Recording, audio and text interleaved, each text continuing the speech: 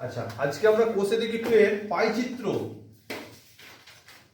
এই পাইচিত্র আঁকা শিখবো। ঠিক আছে, পাইচিত্র আঁকা শিখবো। এখানে দুটো টাইপের অঙ্ক থাকবে পরীক্ষায়। প্রথমে টাইপ 1 আমি শেখাই, টাইপ 1 এর অঙ্ক। এখানে যে তথ্যটা তুলে দেবে সেটা শতকরাতে দিয়েছে। শতকরা কথা মানে কি, 100-র মধ্যে যা ভ্যালুটা হবে, অর্থাৎ আমাদের এখানে যে ডেটা দেওয়া আছে সেটা সব পার্সেন্টেজে দেওয়া আছে, শতকরায় দেওয়া আছে। ঠিক আছে, 4 দাগের অঙ্কটা দেখো। বলছে পঞ্চম শ্রেণীর বার্ষিক মূল্যায়নে শুভম বিভিন্ন বিষয়ে যে যে নম্বর পেয়েছে তার মোট নম্বরের উপর শতকরা হিসাবে নিচের তালিকায় লিখলাম। তাহলে কোন পার্সেন্টেজ, কিভাবে ডেটাটা দেওয়া আছে, পার্সেন্টেজ বা শতকরায় দেওয়া আছে। এইটা আমাকে খুব ভালো করে মনে রাখতে হবে। শতকরায় দেওয়া আছে না এমনি নর্মাল ডেটা দিয়ে দিয়েছে, সেটা প্রথমে আমাকে দেখে নিতে হবে ভালো করে, প্রশ্নেই বলে দেওয়া থাকবে। ঠিক আছে, তো আমাদের এখানে কোশ্চেনে শতকরায় ডেটা দেয়া আছে। ঠিক আছে, শতকরায় ডেটা দেয়া থাকলে একরকম নিয়মে আমাদের অঙ্ক করতে হবে।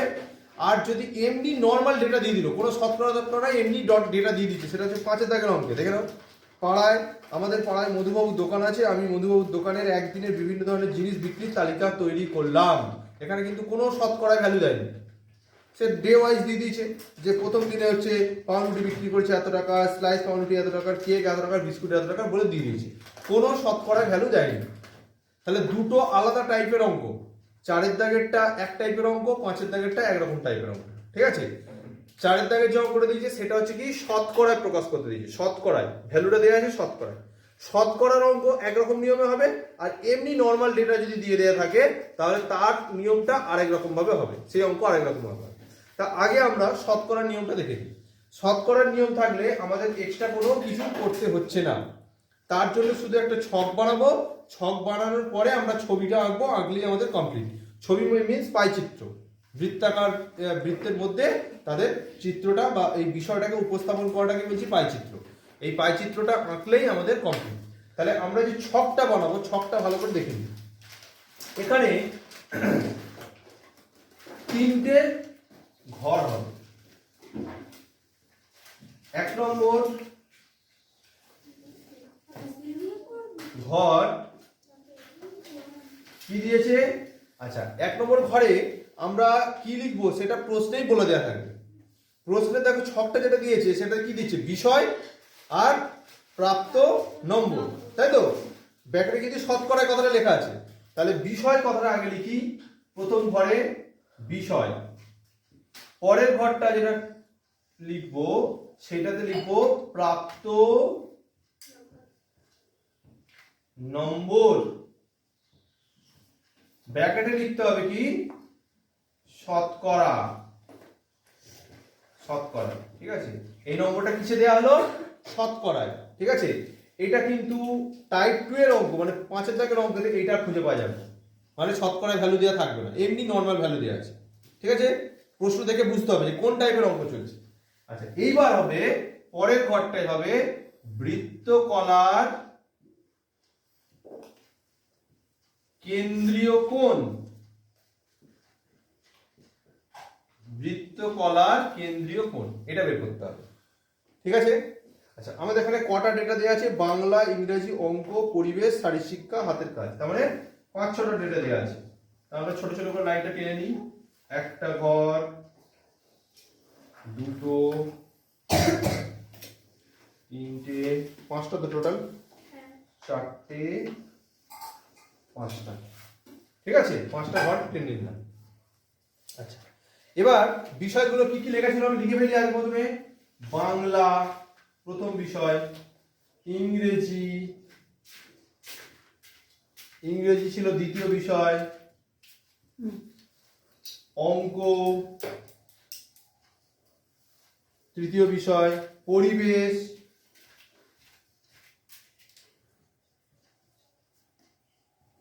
তারপরে কি ছিল, শারীরশিক্ষা ও হাতের কাজ। যদি না লেখার জায়গা থেকে শর্টকাটে লিখে দিতে পারো, শারীরশিক্ষা ও হাতের কাজ।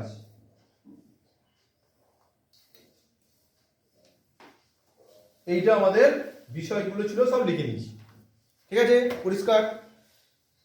প্রাপ্ত নম্বর সব প্রশ্নে বলে দেওয়া আছে, অর্থাৎ এই যে দুটো ঘর এটা প্রশ্ন থেকেই পাওয়া যাবে, এটা নিয়ে আমাদের কিছু ভাবনা চিন্তারই নেই, প্রশ্নতে যা আছে আমরা সেটা দেখে দেখে শুধু লিখে দেবো। ঠিক আছে, এটা নিয়ে কোনো কিছু চিন্তারও কিছু নেই, প্রশ্ন থেকে দেখে দেখে লিখে নিতে হবে। এতে কত বলা আছে? 15, তারপরে কত লেখা আছে? 20, তারপরে আবার লেখা আছে 30, তারপরে আবার 15, তারপরে টোটাল গিয়ে আছে 20। হলো?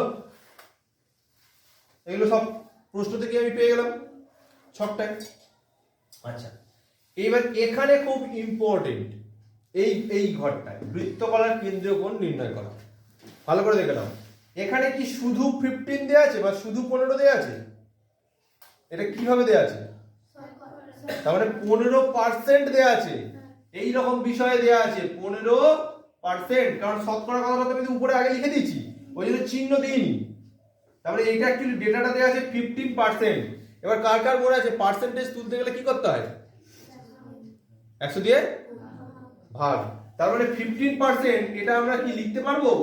15/100, তাই তো? পার্সেন্টেজ উঠে যাবে, তাহলে আমরা সেই কাজটাই করব। 15% কি আমরা এখানে লিখছি 15/100। এবার আমাদের যে একটি বৃত্ত অঙ্কন করতে হবে, সেই বৃত্তের কেন্দ্রে মোট কোণ কত কত ডিগ্রি হয়? বৃত্তের কেন্দ্রে বৃত্তের কেন্দ্রে মোট কোণ বলতে পারলি? এতক্ষণ দেখালাম বৃত্তের কেন্দ্রের মধ্যে মোট কোণ কত ডিগ্রি হবে? 360। তাহলে আমাকে কি করতে হবে? এই ভগ্নাংশটাকে 360 ডিগ্রি দিয়ে গুণ করে দিতে হবে, দিলেই আমি কেন্দ্রীয় কোণ পেয়ে যাব। কি বললাম, বোঝা গেছে? প্রত্যেকবারে পার্সেন্টেজ তুলে একটা ভগ্নাংশ পাবো, সেই ভগ্নাংশটাকে 360 ডিগ্রি দিয়ে গুণ করে দিতে হবে, দিলেই কেন্দ্রে কত কোণ তৈরি হচ্ছে পেয়ে যাবো। তাহলে একটা দেখে নিয়ে যাক, 0 0 কেটে দিলাম। আচ্ছা, এটা 5 দিয়ে কাটছে, 5 3 15, 5 2 10, 2 দিয়ে 36 কেটে যাচ্ছে, হচ্ছে কত? 18। তাহলে 3 18 কত? 54, মানে 54 ডিগ্রি কেন্দ্রে কোণ করছে 54 ডিগ্রি। এ কত কোণ করবে? একই নিয়ম, তাহলে আগে পার্সেন্টেজ তুলবো, 20/100 পার্সেন্টেজ উঠলো, যে ভগ্নাংশটা পেলাম সেই ভগ্নাংশটাকে কত দিয়ে গুণ করবো? 100 দিয়ে গুণ করবো, 360 ডিগ্রি দিয়ে গুণ করবো, মোট কোণ দিয়ে গুণ করতে হবে। তাহলে এখানে কেটে দিই, 0 0 কেটে গেল, 20 0 আর 10 0 কেটে গেল, তাহলে পড়ে থাকলো কত? 2 × 36, মানে 36 দুগুণে 72, 72 ডিগ্রি হলো। এবার 30% কে তুলি, তাহলে 30% মানে 30/100 ইনটু কত হবে? 360 ডিগ্রি দিয়ে গুণ করতে বলেছি, প্রত্যেকবারে কেন্দ্রের কোণ 360 ডিগ্রি, সেটাতে গুণ হবে। তাহলে এখানে 0 0 কেটে গেল, 30 0 আর 10 0 কেটে গেল, 336 কত? 108 ডিগ্রি কোণ গুণ করলে। আচ্ছা, একই রকম 15, এই তো 15 পেয়েছি, একই নিয়মে কাটবো, 15/100 গুণিত 360 ডিগ্রি, 0 0 কেটে গেল, একে 5 দিয়ে কাটা যাবে, 5 3 15, 5 2 10, 2 আর 36 কাটা যাবে 18, মানে 3 18 54, 54 ডিগ্রি। 20, একই নিয়ম, তাহলে 20/100 ইন্টু 360 ডিগ্রি, 0 0 কেটে গেল, 20 আর 10 0 কেটে গেল, তাহলে 2 × 36 মানে 72 ডিগ্রি। ঠিক আছে, এইবার এখানে একটা জিনিস চেক করা যায়, আমি ক্যালকুলেশন করে যে কেন্দ্রীয় কোণ বের করলাম সেটা কি আমি ঠিকঠাক বের করেছি না ভুল করে ফেলেছি, সেটা চেক করা যায়। ঠিক আছে, কিভাবে চেক করতে পারবো? সবগুলোকে যোগ করো, দেখো 4 আমি যোগ করছি, 2 4 6, 6 8 14, 14 2 16, 16 আর 4 20, 20 0 হাতে 2, 7 2 9, 9 5 14, 14 0 14, 14 সাথে 21, 21 আর হচ্ছে 5 21 5 কত? 26, 26 6 হাতে 2, 2 আর এখানে হচ্ছে 1 3, সবগুলো যোগফল 360 ডিগ্রি এসছে। যদি সবগুলো কোণের যোগফল 360 ডিগ্রি হয়ে যায় তাহলে তোমার ক্যালকুলেশন ঠিক, একদম ঠিক আছে, কোনো ভুল নেই। বোঝা গেল চেক করার নিয়মটা? আমরা যখন চেক করব সব সব ক্যালকুলেশন হয়ে যাওয়ার পরে কোণগুলোকে একবার যোগ করে চেক করে নেব যে আমাদের কোণটার যোগফল 360 ডিগ্রি আসছে কিনা। যদি সবগুলোর কোণের যোগফল 360 ডিগ্রি হয়ে যায় তাহলে তোমার অঙ্ক একদম ঠিক আছে, এবার ছবি আঁকতে পারবো। বোঝা গেল চেক করার নিয়মটা? সবগুলো যোগফল হবে 360 ডিগ্রি, ঠিক আছে?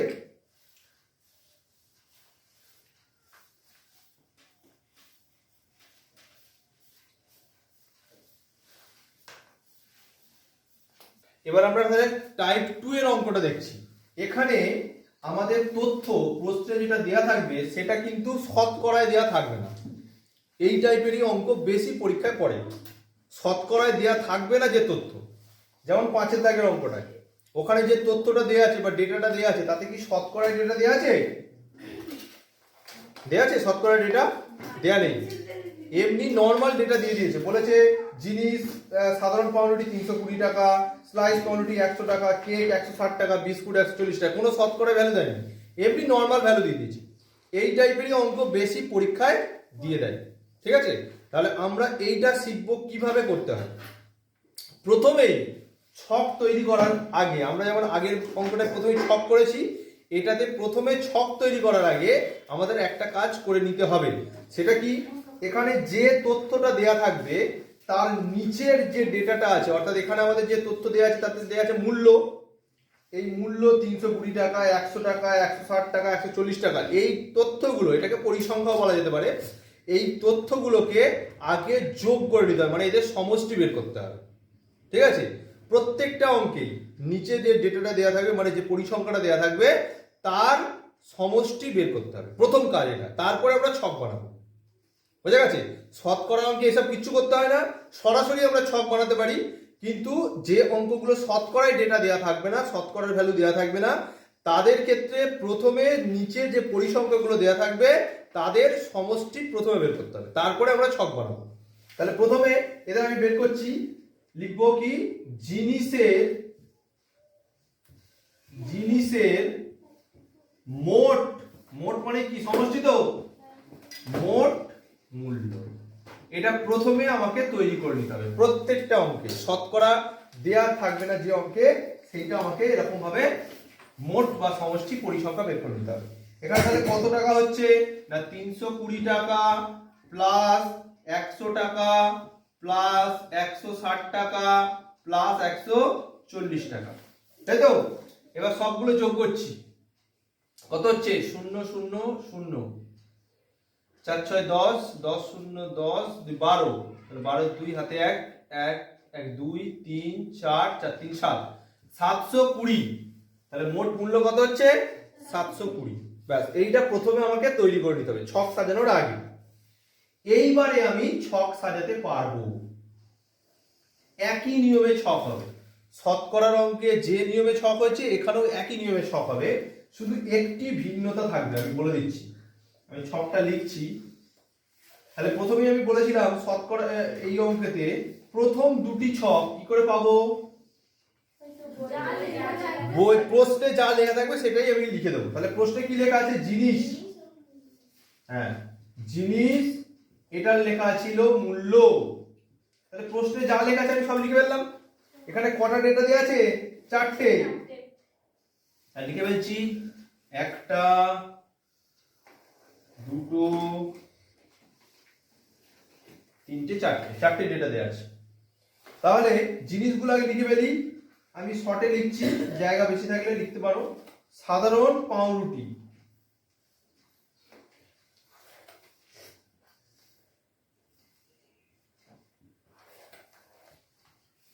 আচ্ছা এইখানে লিখছি স্লাইস পাউরুটি, স্লাইস পাউরুটি। আচ্ছা এইটার বেলা লিখছি কি? কেক। আর এটা কি আছে? বিস্কুট। বোঝা গেল? যা লেখা আছে প্রশ্ন আমি লিখে দেবো, সোজা কথা। এখানে কত লেখা ছিল? 320। তারপরে কত লেখা ছিল? 100। তারপরে ছিল 160 আর 140। এই হচ্ছে আমাদের মূল্য লেখা ছিল। ঠিক আছে, এইটা কি লেখা হয়? বৃত্তকলার কেন্দ্রীয় কোণ। প্রত্যেকটা অঙ্কে একই লিখতে হবে, বৃত্তকলার কেন্দ্রীয় কোণ একই লেখা হবে, বৃত্তকলার কেন্দ্রীয় কোণ। ঠিক আছে, আচ্ছা এবার আমরা এইটাকে কি করে তৈরি করব? আগের শতকরা অঙ্কে সহজেই তৈরি করতে পেরে গেছি, কিন্তু যেগুলো শতকরা দেয়া থাকবে না সেইগুলোতে কি করে বৃত্তকলার কেন্দ্রীয় কোণ তৈরি করব, ভালো করে নিয়মটা বুঝে নিতে হবে। এখানে মূল্য কত দেয়া ছিল? 320। আমরা প্রত্যেকটা মূল্যকে তাদের মোট যে সমষ্টি পেয়েছি 720, সেটা দিয়ে ভাগ করতে হবে। ভালো করে বুঝে নাও, মোট মূল্য এখানে পাউরুটি, সাধারণ পাউরুটি মূল্য 320। 320কে প্রথমে আমি 720 দিয়ে ভাগ করলাম, এই যে ডিভাইডেড বাই ভাগ করলাম, তাহলে একটা ভগ্নাংশ তৈরি হয়ে গেল, তাই তো? এই ভগ্নাংশটাকে একটা বৃত্তের মোট কোণ কত হয়? তাহলে এই ভগ্নাংশটাকে 360 ডিগ্রি দিয়ে গুণ করতে হবে, আগের মতোই। কতকটা আগে ছিল কি, পার্সেন্টেজ তুলে নিচে এখানে 100 নিয়ে আসতাম, সেই ভগ্নাংশটাকে 360 দিয়ে গুণ করতাম। এখানে আর 100 আসবে না, এখানে কি আসবে? প্রত্যেকবারে এই যে মোট মূল্য যেটা পেয়েছি সেটা দিয়ে ভাগ করতে করার পরে আমাকে 360 দিয়ে গুণ করতে হবে। বোঝা গেছে? আগের অঙ্কটার সঙ্গে পার্থক্য বোঝা গেছে? আগে পার্সেন্টেজ তুলে 100 আসতো, এখানে 100 আসবে না, এখানে মোট যে মূল্যটা পাবো সেটা দিয়ে ভাগ করতে হবে প্রত্যেকবারে। ঠিক আছে, তাহলে আমাদের ওই জন্য মোট মূল্য আগে তৈরি করে নিতে হয়। তাহলে এটার বেলা কি লিখবো? 100 ডিভাইডেড বাই 720 গুণিত 360 ডিগ্রি। বুঝা গেছে? তারপরে কি লিখবো? হ্যাঁ, 160 ডিভাইডেড বাই 720 গুণিত 360 ডিগ্রি। এটা কি লিখবো? 140 ডিভাইডেড বাই 720 গুণিত 360 ডিগ্রি। হলো? সব আমি সাজিয়ে ফেললাম। এবার কাটাকাটি করে কত ডিগ্রি করে কোণ পাই দেখব। ঠিক আছে, আচ্ছা এখানে 0 0 কেটে গেল। আচ্ছা, একটা কাটার নিয়ম ভালো করে বুঝে নিলে বাকিগুলো সেম ভাবে কাটা যাবে। কিরকম? 36 আর 72 কাটা যাবে, 36 2 এ 72, তাহলে এখানে 2 চলে আসবে। ঠিক আছে, এইবারে 2 দিয়ে 320 কে কাটলাম, কত হবে? 16 দ্বিগুণে 32 মানে 160 হবে তো? তাহলে উত্তর কত হলো? 160 ডিগ্রি। বলেছি বাকিগুলো একই নিয়মে কাটা যাবে, তাহলে 0 0 36 72 কেটে এখানে কত লিখবো? এই যে এখানে 2 লিখলাম। ঠিক আছে, 2 দিয়ে এবারে এখানে 100 কে কাটবো, একই নিয়মে বাকিগুলো কাটা যাবে। একটা কাটা শিখে গেলেই পরেরটা একই নিয়মে হবে। 2 দিয়ে কাটলে এখানে কত আসবে? 50। তাহলে এখানে কত ডিগ্রি কোণ হলো? 50 ডিগ্রি। একই নিয়মে 0 0 কাটবো, 36 72 কাটবো, এখানে হবে 2 দিয়ে 160 কাটবে, কত হয়ে যাবে? 80। তাহলে 80 ডিগ্রি এই কোণটা পেলাম। আবার এটাও কাটবো, 0 0 36 দিয়ে 72 কাটবে, 2 হবে, 2 দিয়ে 140 কাটলে হবে 70, তাহলে কত? 70 ডিগ্রি এই কোণটা হবে। হলো? আচ্ছা, আমাদের কোণগুলো ঠিক আছে? কি করব? যোগ করতে হবে। যোগ করে কি পাবো? 360। যদি হয়ে যায় তাহলে ঠিক আছে। আচ্ছা, আমরা দেখে নিই। 0 0 0 সবগুলো পেলাম 0, 7 8 15, 15 5 20, 2 6 26 এর 6 হাতে 2 2 আর এখানে 1 মিলে 3। তাহলে ঠিক আছে, আমাদের অঙ্ক 360 পেয়ে গেছি। তাহলে আমাদের একদম অঙ্ক ঠিক আছে, কোনো ভুল নেই। এবার কোণ পেয়ে যাওয়ার পরে যেভাবে আমরা বৃত্ত অঙ্কন করে কোণগুলোকে চাঁদা দিয়ে আঁকতাম, যে নিয়মে আগেরটা করেছি, বাকি সব একই, শুধু এই ছক তৈরির কাছে নিয়মটা আলাদা, আর কিচ্ছু পার্থক্য নেই। শতকরার অঙ্কের সঙ্গে এমনি নর্মাল যে ডেটা দেওয়া থাকবে তার পার্থক্য শুধু এই জায়গায়, এই ছকের কাজটা, বৃত্তকলার কেন্দ্রীয় কোণটা তৈরি করা নিয়মটা আলাদা, বাকি সব নিয়ম একই। কোন নিয়ম, কোন অঙ্কন করা, কিভাবে চাঁদা বসিয়ে কোণ করা, আগের অঙ্কটা যেভাবে করলে একই নিয়মে হবে। ঠিক আছে।